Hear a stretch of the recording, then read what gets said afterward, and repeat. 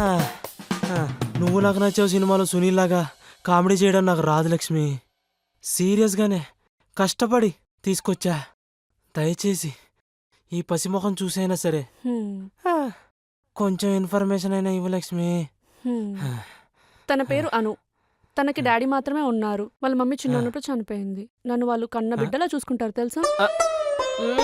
ఇప్పుడు నీ గురించి ఎవడు అడిగాడు లక్ష్మి? కొంచెం మా అను గురించి చెప్పు లక్ష్మి.